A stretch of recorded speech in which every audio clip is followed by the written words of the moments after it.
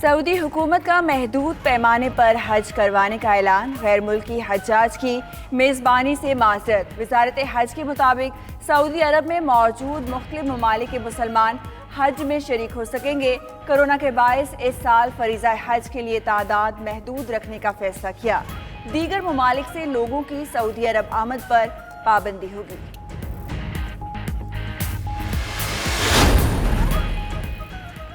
سعودی عرب نے پاکستان کو حج سے متعلق فیصلے سے باضابطہ آگاہ کر دیا۔ سعودی وزارت حج کا وزیر مذہبی امور پیر نور الحق قادری سے ٹیلی فونک رابطہ، فیصلے سے آگاہ کیا۔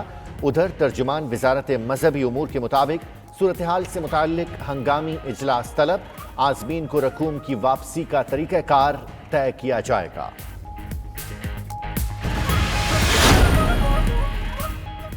وفاقی وزیر فواد چودھری اپنی حکومت کے خلاف ہی پھٹ پڑے۔ امریکی ٹی وی کو انٹرویو میں کہا کہ لوگوں کی توقعات زیادہ تھیں، پی ٹی آئی حکومت نے کوتاہیاں کی۔ پاکستان تحریک انصاف کے اندرونی جھگڑوں نے پارٹی اور حکومت دونوں کو نقصان پہنچایا۔ جہانگیر ترین، اسد عمر اور شاہ محمود کے آپس میں جھگڑوں کے باعث سیاسی کلاس سارے کھیل سے باہر ہو گئی۔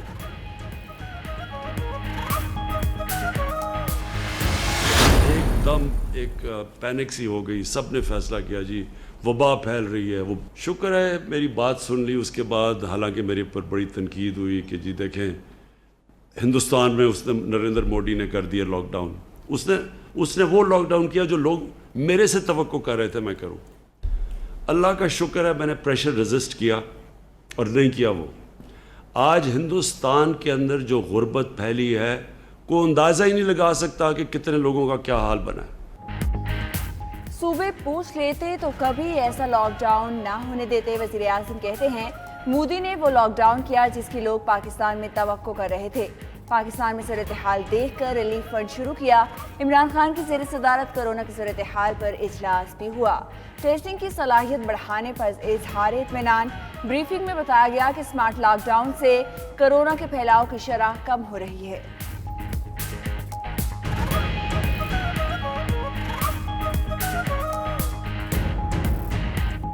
لاہور کے مزید 8 علاقوں میں سخت لاک ڈاؤن نافذ۔ گلبرگ، ماڈل ٹاؤن، ڈیفنس، گلشن راوی، فیصل ٹاؤن، گارڈن ٹاؤن اور اندرون شہر کو مکمل بند کر دیا گیا۔ پشاور میں حیات آباد، فیز 7 اور مندی حسن خیل میں بھی اسمارٹ لاک ڈاؤن۔ اسلام آباد میں بھی مزید کئی علاقے سیل کرنے کا فیصلہ۔ سیکٹر G6-1, 2, G10-4, G7-2 اور غوری ٹاؤن شامل تمام علاقوں کو 24 جون شام 7 بجے سے سیل کر دیا جائے۔ سندھ میں انٹر سٹی ٹرانسپورٹ کی 24 جون سے بحالی کا امکان۔ ٹرانسپورٹرز کا SOPs پر عمل کرانے کا اعلان۔ بین الاضلاعی بسوں میں نصف نشستیں خالی رکھی جائیں گی۔ بس ڈپو پر سینیٹائزرز، ماسک اور دیگر احتیاطی تدابیر کے لیے انتظامات ہوں گے۔ سیکرٹری ٹرانسپورٹ آج سے بس ڈپوز پر SOPs پر عمل کا جائزہ لیں گے۔ بین الصوبائی ٹرانسپورٹ پر پابندی برقرار رہے گی۔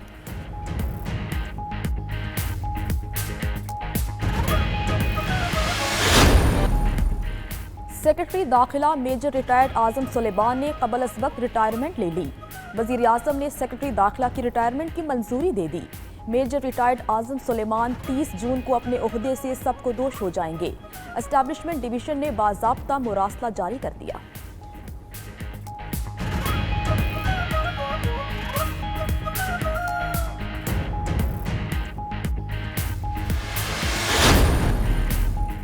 جسٹس فائز عیسیٰ کیس میں حکومت جیت گئی۔ اصل جیت احتساب کی ہوئی۔ سابق وزیر قانون فروغ نسیم کا کہنا ہے کہ سپریم کورٹ نے اپنے جج پر احتساب نافذ العمل کر دیا۔ عمومی طور پر تفصیلی فیصلہ مختصر فیصلے سے مختلف نہیں ہوتا۔ نواز شریف کے پاناما کیس اور فائز عیسیٰ کیس میں مماثلت ہے۔ 2004 اور 2013 میں جب یہ جائیدادیں بنائی گئیں اس وقت فائز عیسیٰ کی فیملی کا کوئی ذریعہ آمدن نہیں تھا۔ حفیظ شیخ کی زیر صدارت ECC کا اجلاس، نجی شعبے کو گندم کی درآمد کی اجازت۔ پنجاب حکومت آئندہ 2 ماہ میں صوبے کی فلور ملز کو 9 لاکھ ٹن گندم فراہم کرے گی۔ CTA کو میٹرو کی ادائیگیوں کی مد میں 2.5 ارب کی سپلیمنٹری گرانٹ کی منظوری۔ صحت کے لیے آکسیجن اور سلنڈرز پر ٹیکس چھوٹ دینے کی منظوری۔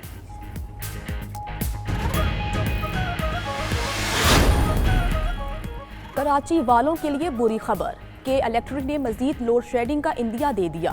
ترجمان کے الیکٹرک کے مطابق گیس اور فرنس آئل کی فراہمی میں کمی سے پیداواری صلاحیت متاثر ہوئی۔ لوڈ شیڈنگ کا دورانیہ بڑھ سکتا ہے۔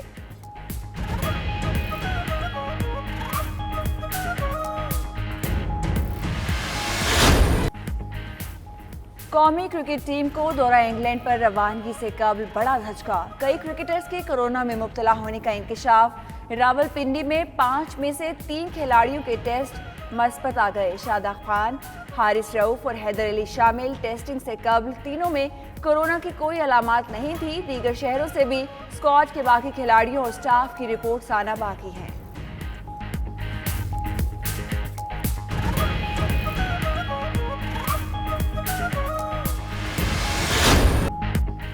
اور اٹلی میں تیرتی کشتیوں پر انوکھا میوزک شو، موسیقاروں نے پانی کی لہروں پر جھولتے ہوئے خوبصورت دھنیں بکھیری، کنارے پر کھڑے شہری موسیقی سے لطف اٹھاتے رہے۔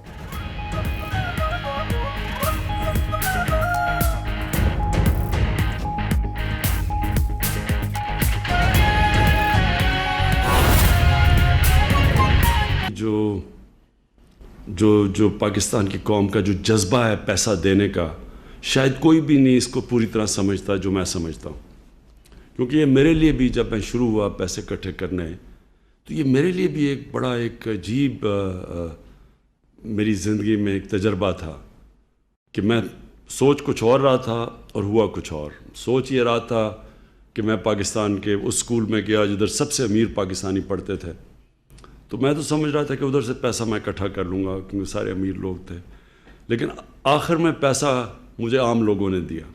وہ لوگ جو بھی آپ نے بات کی خورشید نے، کہ جو چھوٹی ڈونیشن دی، جو ہمارا 4.5 ارب روپیہ پرائم منسٹر ریلیف فنڈ میں ہے، اس میں 50% چھوٹی ڈونیشنز ہیں، تو عام لوگوں نے ڈونیٹ کیا۔ تو یہ ایک ہمارے ملک کی بہت بڑی طاقت ہے جو ہم ریئلائز نہیں کرتے۔ ہمارے ملک کے جو لوگ ہیں ان میں بہت بڑا جذبہ ہے خیرات دینے کا، اور یہ اس لیے ہے کہ یہ اللہ میں مانتے ہیں اور آخرت میں مانتے ہیں، کیونکہ مجھے شروع میں نہیں سمجھ تھی کہ میں سوچتا تھا پیسے والے لوگ تو پیسے نہیں دے رہے، تو عام آدمی پیسے دے رہا ہے جس کے پاس ہے ہی کچھ نہیں اور کم ہے۔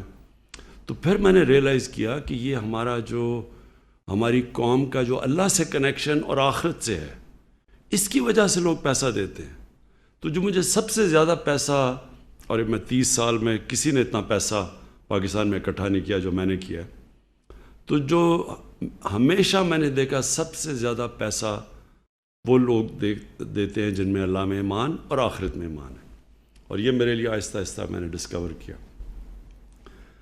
جب پاکستانی قوم کا کبھی بھی کوئی چیلنج آیا، ایک تو میں نے جب لوگوں کے پاس کیا کہ کوئی کینسر ہاسپٹل ہی ہمارے ملک میں، کینسر کا مریض اتنا مہنگا علاج افورڈ کر ہی نہیں سکتا عام آدمی، تو اس کے لیے ایک ایسا ہاسپٹل چاہیے کہ پیسے والے لوگ بھی باہر نہ جائیں، اور جو یہاں ہیں ان کو بھی، بیچارے غریب لوگوں کو جو افورڈ نہیں کر سکتے، ان کا مفت علاج ہو۔